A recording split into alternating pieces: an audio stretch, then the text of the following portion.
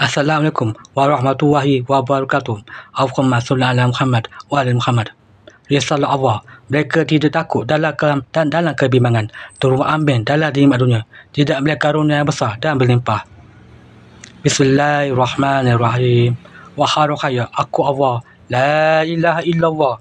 Sungguh aku Allah akan memenuhi janjiku kepadamu, sebagaimana aku berjanji kepada Muhammad SAW datang bersaksi di pada zaman, memanggil hamba-hambaku dan menyamakan suaraku kepadamu. Sungguh masa itu akan tiba, berbahagialah. Sungguh aku Allah telah membuka semua mimpi-mimpimu. Hanya saja aku tidak membuka satu yang besar dalam mimpimu. Ketika suaraku, aku Allah perdengarkan ke bumi, hancurlah bumi. Jika itu terjadi, semua akan hancur dan mati. Kiamat terjadi tiba-tiba. Aku sambungkan suaraku kepadamu. Itulah peringatan dariku. Jika suaraku, aku Allah pendengarkan ke bumi, hancurlah bumi kerana agungnya suaraku. Seperti Musa AS ingin melihat wajahku. Aku buka mimpi-mimpimu dan akulah Allah memberi penjelasan-penjelasan. Mimpi yang mana aku buka dan aku Allah benarkan. Salah satu tanda kenabian tersisa untuk kabar yang mana di akhir zaman.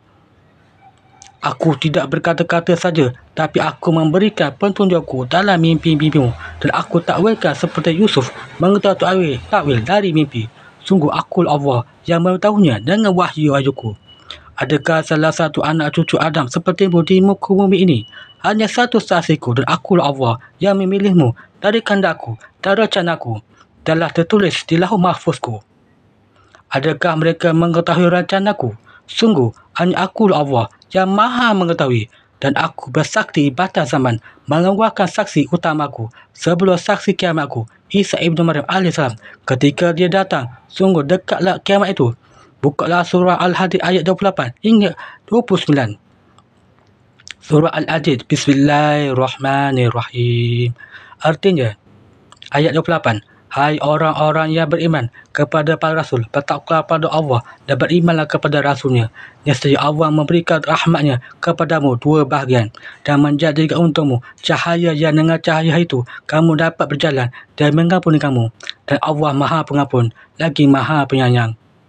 Ayat 29. Kami terangkan jadikan itu supaya ahli kitab mengetahui bahawa mereka tiada mendapat sedikit pun akal karunia Allah jika mereka tidak beriman kepada Muhammad SAW, dan bahawasanya karunia itu adalah di tangan Allah. Dia berikan karunia itu kepada siapa yang dirakinya, dan Allah mempunyai karunia yang besar. Wahai rohaya, tulislah surah Al-Hadid ayat 3 dan ayat 9. Surah Al-Hadid, Bismillahirrahmanirrahim. Artinya, ayat 3, dialah yang awal, yang akhir, yang zahir dan yang batin, dan dia maha mengetahui segala sesuatu. Ayat 9, dialah yang menurunkan ayat-ayat antarang Al-Quran kepada hambanya Muhammad SAW untuk mengeluarkan kamu dari kegelapan kepada cahaya, dan sungguh terhadap kamu Allah Maha Penyantun, Maha Penyayang. Sungguh mereka tidak beriman kepada ayat-ayatku dan mereka tidak takut dan dalam kebimbangan, terumbang-ambing dalam nikmat dunia, tidak melihat karunia yang besar dan berlimpah.